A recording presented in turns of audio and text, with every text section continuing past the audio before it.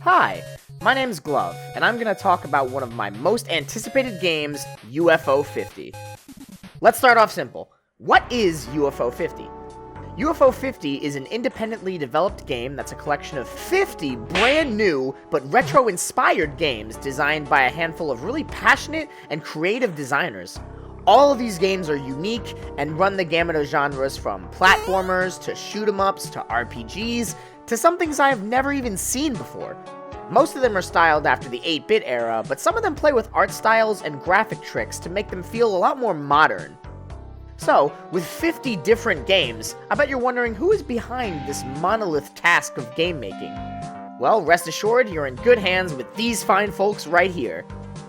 You got Derek Yu of Spelunky fame and general indie darling, his friend John Perry of Time Barons, Air, Land, and Sea, and soon Fall Guy, Paul Hubens, who made Madhouse and the indie game Legend 3D, which is coming soon, Eric Cirque, who both created Scorpulac and composed for it, alongside composing for Spelunky, Super Crate Box, and Downwell, which connects him to Ojiro Fumoto, the creator of Downwell. Ojiro got a job at Nintendo and left the project for a while, but as of 2019, he's back to being an indie and working on UFO 50 again. And last but not least, we have the recently added Tyreek Plummer, known as 4-Bit Friday, and who's currently developing his game Catacomb Kids on Twitch. All these guys have good heads on their shoulders, and judging by the creativity and sometimes totally out there ideas they've come up with for this game, I think we're in for a real treat. And that brings me to the point of this video. I'm going to share everything I've gathered right here, right now. So now that we're past the introductions, I'm going to break down all the footage and screenshots that we have available so I can show everybody just what's so special about every game in UFO 50. With that said, let's start from the beginning. The announcement trailer! Back in August 2017, I saw an article posted on Destructoid about a new indie game from the guys behind Spelunky and Downwell.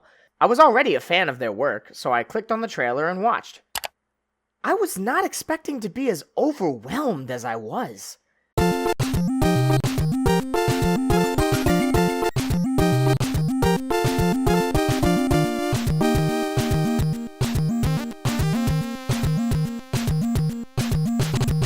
This trailer is fantastic. It shows you the only things you need to hype up a game in its early stages. Gameplay and a logo. And it showed a lot of games. 50 of them to be exact. No, really, every single game in UFO 50 shows up in this trailer. So right away, we can see that these are retro games. They even have a 32 color palette that the devs even shared on Twitter for free. But they clearly have smart, modern designs to them. Some games are part of genres that didn't even exist back in the day. The funny idea that these were lost games or games from an alternate universe that had kooky ideas and were never released, it makes a lot of sense. It's pretty funny. Now, at the time, we didn't have names for any of these games, and a lot of the ones I have are from screenshots and old videos, so for all I know, they may just be code names because they were still in development. Don't take anything I say from here on out as 100% fact, because the game's not out yet. I'm just making assumptions and guesses based on the things I had available at the time, so. At the very start of the video is a game known as Fragile Platforms, featuring this girl on the key art right here. This one was directed by Derek Yu and features randomly generated platforms and a vertically scrolling screen that the player has to climb up so they don't fall down to the spiked floor below and lose. While it sounds simple on paper, I'm sure you can see how hectic it can get with the different kinds of platforms, enemies, and that advancing floor of death, so yeah, watch out for that. Next up, we have Sub Hunt with just the happiest looking submarine I have ever seen. Its eyes and smile take up half its sprite. It's adorable. This is an adventure exploration game where you make your way through a big ocean full of dangerous underwater enemies like this big old mollusk you can see up here to find fuel and upgrades. Kind of like Metroid, but underwater and cute. Definitely a great starting point for the collection. After that, we've got some old footage of Hot Foot, which is a sports game that's basically hockey, but you slide the puck across with your hand, and it also has a 2-player mode. I know this is old because we've seen a more recent screenshot on Derek Yu's Twitter here, as well as some brief gameplay from Alessandro Filari, where you can see a meter building for your shot, and this guy up here actually grew a sick beard because the game still isn't out yet. And then we get our first strategy game of the bunch, Bug Hunter, a turn-based game where you hunt bugs on a giant grid full of treasure. This footage is a bit old too, as we can see some redesigns in the color palette picture here for this game, and it looks a little bit more fleshed out now. Blockle is our first puzzle game on the list, where you push around numbered blocks which can be combined in order to get a star block to its destination on the map. As somebody who grew up with Boxel on the Game Boy at a young age, I clearly see the inspiration for this one, and I love it. Game number 6 is one that got plenty of showing in a PAX West preview, and that's our first shooter, Caramel. This is a horizontal scrolling shoot-'em-up with food-themed levels that's fairly traditional, except for this snapshot mechanic. You have a reticle on your screen that shows where the picture will be taken, and if you catch enemies in it, not only does it destroy them all at once, but it multiplies your score. This mechanic is tied to a bar that recharges in the top left, and I'm sure there will be a lot of places where people will look to maximize their score, so this one has a lot of replayability. And speaking of shooters, we have a very different kind here with the next game, Alphazar's Hat, which is a shooter that has you walk on a scrolling stage that stops to let enemies shoot at you. Very similar to Pocky and Rocky, this one gives you a lot more freedom in 8-way movement and your aiming, which I think a lot of people will enjoy. Game number 8 also got a PAX West showing and is one of the more tactical 2-player games, A Tactics. This one was directed by Derek and John, and is actually the first game that was designed for this collection. You line up your soldiers over a short window of time, and then have them charge horizontally across the screen to get to the other side. But the twist is that this time of shifting units around can get very hectic, as both players have to react to each other's movements in real time. So there's a lot of mind games going on here. Super fun watching people play this one, for sure. Next game is our first arcade-style game, Campanella, where you play as a little UFO, swiping at enemies with your momentum, and circling objects for bonus points on single-screen levels. I like how this one keeps things simple, it's easy to jump in and jump out of. It's perfect for this collection. I mean, we'll see more of these kinds of games down the line. But for now, something completely different, Fist Hell, a beat-em-up in the style of River City Ransom that even has 2-player co-op, and I'm excited to see more of it because a lot of people seem to have enjoyed it at the demos. Also, Fist Hell is just a badass name. I'm excited to see the title card for this one. Most compilations are fine with about 10 games, but that's only 1/5 of the games that we got here. So I'm going to put them up on the board here so you can get a little perspective of just how ambitious these games are. Pretty impressive, right? 10 wholly new and original retro-inspired games. 10 out of 50. And now we're going to move on to the Legend of Zelda-inspired Planet Zaldath, which is an adventure game where you explore an alien planet and gather resources by shooting the environment and enemies. The reason I compare it to NES Zelda is because the screen scrolls the same way, and this top-down perspective is very similar to it. Also, Zelda, Zaldath, I'm sure you get it. From there, we've got footage of another shooter-slash-arcade game, Ninpek, in which you play as a ninja attacking pigs on a horizontally scrolling screen with several levels of platforms. This is another simple one, but remember, the screen is always scrolling, so stay focused and try not to get caught in an awkward spot and end up in a pit. And here we see another of the more popular games in this collection, Dunk Golf. A sports game that has you, and potentially a second player, play as cyborgs that play golf with a unique spin. There are pinball and pachinko mechanics here that bounce and affect the ball in different ways, alongside a dunk mechanic where you push the button again to slam the ball straight down. A super fun game. This one's directed by Eric and Ojiro, and I think this one's a real winner. The next game is a sort of sports/fighting game hybrid, and it's called Hyper Contender.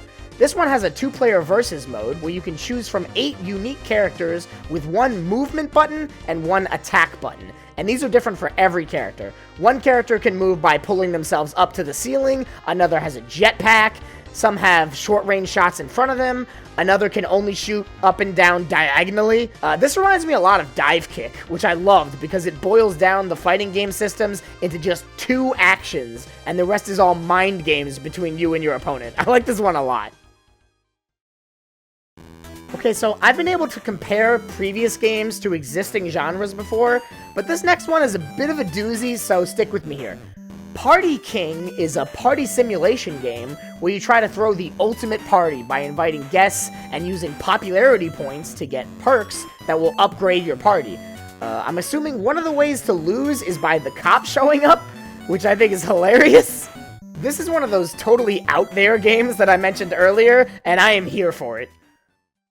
Up next is another fun one. Onion Delivery is a top-down driving game, kind of like the driving parts of Dick Tracy for the NES, but actually fun, where you play an alien driver delivering onions to target locations. You also have a fuel meter, which you have to refill at pit stops. I really like the sprite in the top left that changes based on which way you're going and how you're driving. It just reminds me that these fictional retro game developers were really ahead of their time. Another sports game comes after that. This one is Bushido Ball, where the simple concept of Pong is fleshed out with samurai and ninja that can actually travel pretty far on the screen and even hit each other with their weapons. The art style and Eastern influence is totally unique to this game too, so I think it stands out pretty well.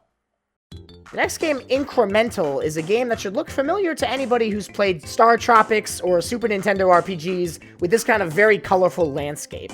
We don't know too much about this one, other than that it's an adventure game, and you have to collect things. I'm guessing to repair your damaged ship up in the corner there, but that's all I have to go on for right now.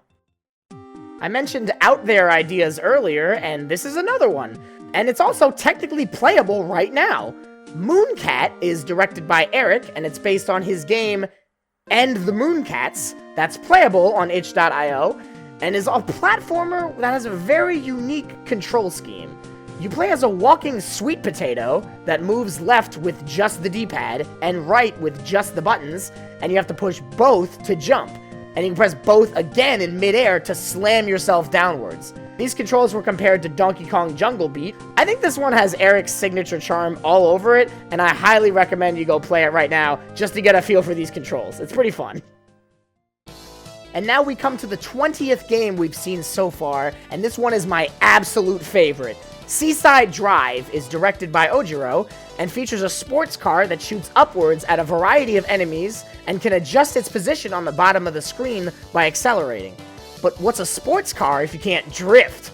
And so when you drift, you can control your speed as well as the power of your main weapon, which is indicated by this bar along the bottom, which I think is super cool. In addition to this awesome graphical style this uses, this is going to be really fun for score chasers like me, a feast for the eyes.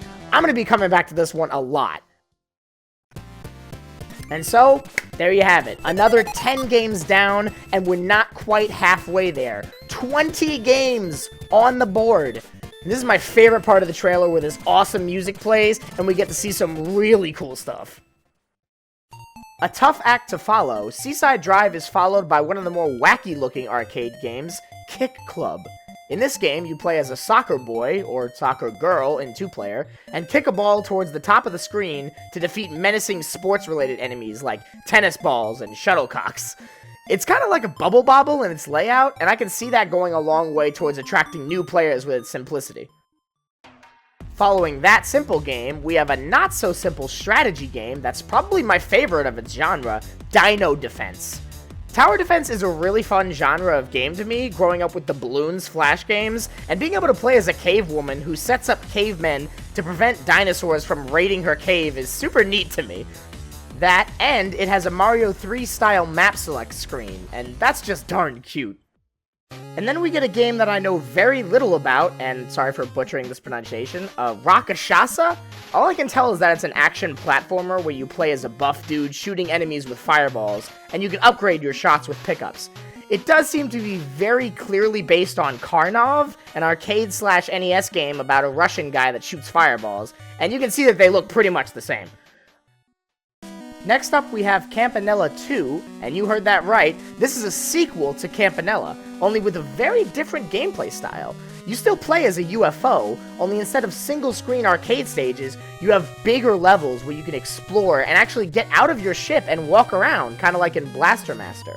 It's great that we get some games that were granted sequels that iterated or expanded on ideas of the first. And speaking of sequels, Mortol 2, The Confederacy of Nilpis, is game 25, and we have officially reached the halfway point. This one was directed by Derek Yu and is a sequel to the original Mortol that we'll talk about later in the video. This is a game that gets its gimmick across very succinctly. It's a platformer/strategy game where you have multiple character classes that can all sacrifice themselves to trigger an ability that helps you in some way. The heavy guy makes a platform so you can stand on spikes, the engineer makes a pipe so you can shortcut through walls, the scout makes a portal so you can pick up where he died, and you have 99 lives to make it through a sprawling maze with each of these. This one got a showing at PAX West also, and it deserved it. Super neat idea for a game. I think this is another one of the big winners in the collection. After Mortol 2, the trailer doesn't show us full-screen footage anymore, probably to give the viewer a sense of being overwhelmed with just how many games there are, showing tiny bits of 25 other games. Now keep in mind, this is all the footage we have for some of these games, so just bear with me through this. And now we're going to continue with a game that I can't confirm the name of, so I'm just going to go by its old code name, Traps, directed by Eric. In this game, you have to maneuver a labyrinth full of traps that can squish you like this. Then we see UFO racers in the top right, where you float through a course and smash others to send them back to the starting line. This one has 2-player versus, and from what I hear, the floaty controls tend to throw some people off. It's definitely a novel concept to race UFOs around, though. In the bottom left, we have another favorite of mine, Overbold, directed by John Perry. This one is a top-down arena shooter in the same style as Smash TV or Robotron 2084, with a unique twist that involves betting on your skills for more rewards, but also harder levels. Here's also a picture of the gear menu, where you can see some of the power-ups and hazards. This one also has a 2-player mode, as it should. The next game's another bit of an oddball, Waldorf's Journey. In it, you play as a walrus that flaps its flippers to float through the air, land on tiny platforms, and pick up fish to refill your flight meter. There's also a 2-player versus mode, where it looks like you're trying to knock the other player out by bumping into them. I don't know much about this one, but playing as a flying walrus is pretty darn funny. Coming off that weird game is another, even weirder game, Golfaria, which I do not have enough footage of to properly judge, so I'm just going off of what I read in the Edge magazine article from 2017. It's an adventure game where you play as a golf ball, and you hit yourself with a club, having a limited number of strokes to complete a level. But there are all supposedly roguelike or RPG elements here, alongside your ability to talk to other golf balls by hitting them. This game is one of the few true mysteries, and I'm really excited to dig into it and find out just what is going on with it. Okay, now we can move on to a game that's a bit more normal. This one also got a little bit of a showing at PAX West. It's called Star Waspier, and it's another shoot-'em-up. This one is based off the vertical scrolling 1942-like games, only this one has a score multiplier that you earn by pickups, and you have 2 types of firing. You can either tap to do spread shots, or hold the button for concentrated fire right in front of you. I believe the waves of enemies are generated, so you get a different experience every time, but I'm not 100% sure on that. For those looking for some fast action, I think this one is another good starting point. Devolition is an interesting game with a bit of backstory. This one is actually based on one of Derek and John's old games, Diabolica, which is a puzzle game where you place bombs to blow up little red devils. There are a couple new mechanics to help you out in this one, and I think the new art style and better title help this one shine a lot more. Limestone Cowboys is probably the meatiest RPG in this game, and seems to be traditionally based off the original Final Fantasy, with some Western Earthbound-like character designs, and some Mario RPG-style timed attacks. And if that doesn't say sign me the F up, then I don't know what to tell you. I'd buy this in a heartbeat if it was sold on its own. Disc Lords is another simple game with a colorful art style that I think is very easy to pick up and play. It's basically all about using these discs that have different classes. You got knights, archers, a big ogre, and they have different hit points to knock your opponents out and then make them explode. I basically touted it as shuffleboard with night pogs, and alongside having a single-player campaign, there's also a 2-player versus mode. Simple, fun. Disc Lords is also probably the most badass title in here. I just like saying it. Disc Lords. Warp Tank is one where I haven't entirely nailed the genre down, but it seems kind of reminiscent of Blaster Master. In this game, you play as a tank and shoot vertically across from you, but you can't jump. You're locked onto traveling along the floor, but when you press the other button, you warp onto the ceiling and vice versa back to the floor. So this one's all about your aim and how well you can quickly travel from floor to ceiling in a tank. I'm not sure if this would be considered a platformer or a shooter, so I'm just going to call it an action game for now. Here's one that I wish we had more footage for, Paint Chasers, which is basically an NES-style Splatoon starring race cars. You try to cover as much of the screen in your color paint before the opponent can, while also utilizing these devices you can drive over to affect the battlefield in different ways. The two-player versus mode in this one looks crazy fun, and I think this is one of the simple ideas that can get really addicting really fast, especially with friends. And then we get back to the weird but really cool games with Avianos, a turn-based strategy game that has you controlling a civilization of birds that worship dinosaur-themed gods. And depending on what resources or territory bonuses you want, you can pray to different ones. It's like a Risk-type game, but retro-styled and about dinosaur gods. It's gold. There's also, of course, a two-player mode, which I think will get highly competitive for people that really like to sink their teeth into something. This next one I definitely could have seen as a real NES or even an Atari game, Rail Heist, which is a strategy game where I believe you're robbing a multi-car train and you have a timer in the top right counting down to 0. Also, this kind of reminds me of Bonanza Brothers, which I'm a fan of, but with a Western style. I have no clue what the two-player mode looks like, but I do know it exists, and I'm very curious about this one. Quibble Race is actually another game based on an old game from Derek and John's past, Quibble Race. This is an old PC game like Diabolica, which they later remade as a Newgrounds Flash game in 2004, which you can go play right now if you want to. You have these little characters, the Quibbles, but you don't technically play as them, you watch them race and sabotage them. It's a horse racing type of betting simulator game, where you invest in your preferred Quibble and get better sponsorships and screw with the other racers along the way.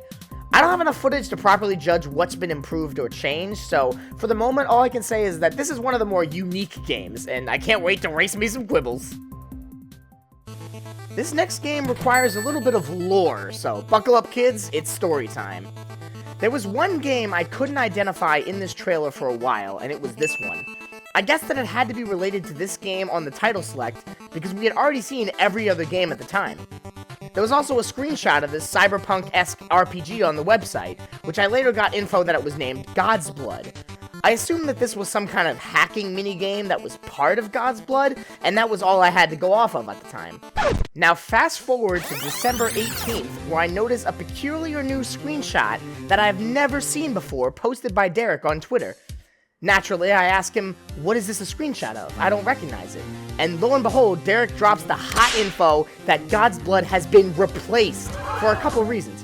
One, it was a big game, too large in scope, and they had a couple of other big games, so having another one seemed like too much at this point in development. And its themes and mechanics were already explored elsewhere in other games, and they wanted something fresh and different. So, sometime after PAX West, they made up a prototype for a brand new game and added it to UFO 50, one that, as of this video, I don't know much about. Derek confirmed that he is technically the lead on it because he proposed they swap out God's Blood in the first place, but John and Tyreek brainstormed the actual game concept. Other than that, all we have is this screenshot, which makes it seem like a puzzle game, and oh, this art style, oh, it's sugary sweet, oh, I like it. So yeah, this is a mystery game, and I'm hyped all over again. And now we return to games that we have some idea of what they are, with Paul Hubin's Night Manor, which is a point-and-click adventure game. I can tell because there's a little cursor on screen and an inventory at the bottom. I'm really glad we get to see a game like this in the collection, and I think it goes a long way to differentiate itself from the rest of the retro-inspired games here. Plus, there is a spoon, and really, what more can you ask for? You got a spoon in this game, 10 out of 10. Ant War is a strategy game where you control an army of blue ants that gather food for your queen to defeat and outlast the red army on the other side of several maps. I wasn't sure if I would like this game at first, and when I saw it didn't have a two-player mode, I was a little confused, because it looked like it would be two-player. But then I saw this screenshot, and I am ready for duty. I'm willing to give this one a fair shake. The next game definitely ups the graphical trickery I mentioned earlier. UFO VR is a shooter that uses scrolling technology, kind of like Space Harrier. Your UFO is positioned in the center of the screen, and everything else is getting bigger as it comes towards you, and you have to shoot them up in space. There are also these enemies that become angry and pink, and if you don't shoot them in time, they block parts of the screen, kind of like a big hazard zone. There's also a radar in the top right that kind of shows where you are in relation to enemies and hazards, which I think is very smart for people with poor depth perception. I'm interested to see where this one goes. It really needs to be seen in motion to get a proper feel for it. Game number 44 is one that I got excited just by looking at it, Dunslash, and it's a dungeon crawler with unique fighting mechanic where you don't select from options like in an RPG, but you actually fight the enemies as they come at you. It's kind of like Punch-Out or that arcade game Cross Swords, where you have to block and hit enemies when they're vulnerable. I like the sort of action RPG that keeps you on your toes the whole time. Plus, I like the design of the pig orc type enemies. They just look really fun to beat up. We're getting close to the end now, but that doesn't mean we don't still have a lot of mystery in our games, and that's where Divers comes in. We had very little to go off of on this one for a while, so much so that I messaged Eric and asked him what this and the next game were when I had such little information. And he thankfully responded to my pestering in kind. Thank you, Eric. Thank you again for putting up with me. You're a treasure, dude. And he said, and I quote, "Divers is a minimal RPG where you control diving lizards." Now, what can we gather from that as well as this footage? Well, we know that there are 3 of them, Lizard 1, 2, and 3, and their icons are different, which suggests they do different things. So I'm thinking this is kind of like a Lost Vikings situation, where they each explore different parts of a big underwater map using their different skills, which I think is super neat. The other game I asked Eric about was Vanger, which he described as a Metroid-type game where you can flip gravity. So this one is closer to the Metal Storm comparison than Warp Tank was. A newer screenshot also lends credence to it being similar to Metroid, as we can see what looks like an equip menu, kind of like in Super Metroid, where you can adjust your gun type, body armor, and what looks to say grav. So maybe there's more than one mechanic that plays with gravity in this game? I don't know, but for me it looks pretty badass. Speaking of badass, Cyber Owls is this game's answer to the Cheetah Men, the mascot of the Action 52 that somehow got a messy sequel. Only this game does the platformer beat-em-up genre right. Similar to Battletoads and Contra, you show the bad guys what owls are really made of with your fists on a 2D plane. I initially thought this game would be a joke, since it was playing off of an insultingly bad game, but I've since been reassured that it is real and it is fun to play, so I'm relieved. Infinitesimal is a very unique game that also needs some backstory. Alright, so picture me looking at this footage and saying, okay, that kind of looks like Super Mario Bros. 2, that's a decent platformer with a lift and throw mechanic, and I think nothing of it for a while. Fast forward to a couple days ago, and I find Ars Technica wrote another preview article for UFO 50 at PAX West a couple months ago, and I completely missed it. And what do you know, they detail a game called Infinity that's a platformer starring a little girl that can shrink herself down and back up to solve puzzles. And I think to myself, what? There was no way I could have guessed that mechanic just from this little bit of gameplay, and that is cool as hell. I am really looking forward to what they do with that, just based off this description alone. And from there, we can talk about another game I know a little about, and I really like. Camouflaged is another of my favorite games on this list, and I believe it's a puzzle game, where you have to maneuver this cute little chameleon here over a map and eat all the fruit without getting spotted by enemies with lasers that'll zap you on sight. It's a stealth game, where you can blend in with whatever tile you're on, and you gotta use that to sneak past the guys looking in your direction. I like this little exposed on the bottom and the camouflaged warning to let you know whether you're in danger or not. It's pretty neat. Last but certainly not least, we have the original Mortol, which was originally called Sacrifice. And hoo boy, let me tell you, this is an iconic UFO 50 game. It's a platformer technically, but instead of Mortal 2, where you have 5 classes, in this game you only have 1 guy to play with, but you still have the 99 lives concept. It's what you do with the guy on each life that makes it hilarious and unique. At the beginning of the level, you drop out of a plane and can tap the button to make him fly across the screen and lodge him in the wall, where you can use him as a platform or blow himself up to make holes in the wall. You can also drop him on spikes to jump on his corpse and make your way that way. This is morbid and hilarious, and I think it's going to be one of the first games I pick up, because it is super funny. And with that, that ends my giant overview of everything there is to know about UFO 50 prior to release at this point. The games still need a little bit of polish, but from what I can tell, the game is coming along nicely, and I can't wait to finally get my hands on it sometime in 2019. Thank you all so much for checking this game out, and if you liked anything you heard about here, follow and support the creators at any of these links I'm dropping here. If you want to hear more about UFO 50 or help me create a community around it, I recently made a Discord server for people to hang out and chat about this game somewhere besides Twitter. Anyway, have a great day, and thank you for watching.